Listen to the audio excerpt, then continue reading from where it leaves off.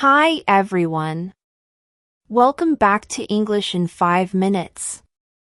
I'm Jane. And tonight we are diving into a situation that almost every hardworking professional knows all too well, but one that we don't often practice talking about in English: working overtime. It is late in the evening, the sun has gone down, the entire office is completely empty, and you are the only person left sitting at your desk under the bright fluorescent lights. Having a massive workload can feel a bit exhausting, but it is also the perfect, relatable topic to expand your daily conversational vocabulary. In just 5 minutes, I am going to teach you the most useful, simple, and natural English phrasal verbs and structures to describe your late-night productivity, talk about tight deadlines, and express your dedication with total confidence. Let's power up our laptops and get through this late shift together. Our late-night office journey begins at 5 p.m., the exact moment when your regular workday officially ends and all your colleagues start packing up their bags to head home.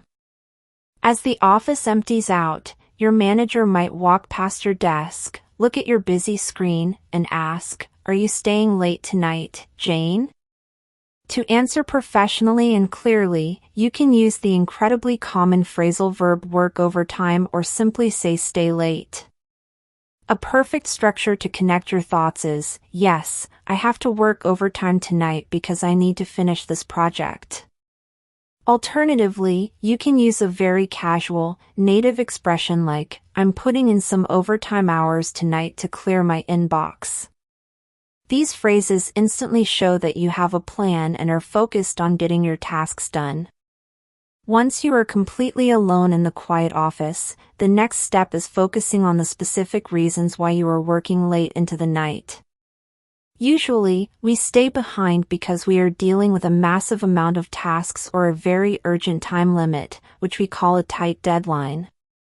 To describe this stressful situation without using overcomplicated grammar, you can use two fantastic phrasal verbs, catch up on and run behind.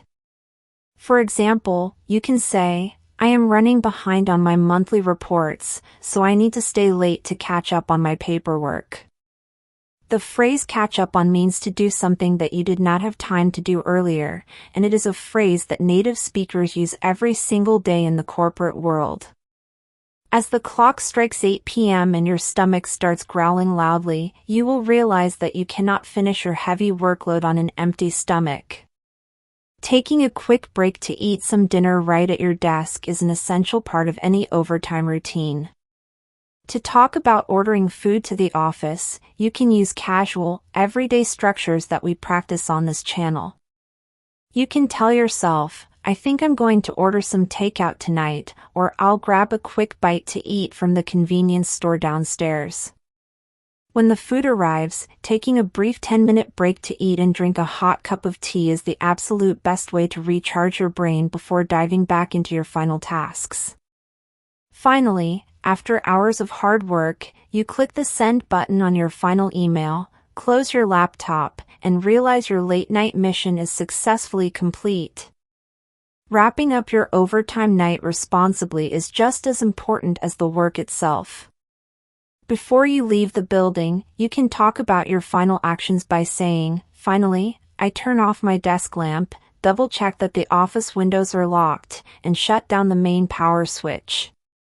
As you lock the office door and walk toward the elevator, you can sigh with relief and use a classic, satisfying phrase, "It was a long night, but I'm finally calling it a day."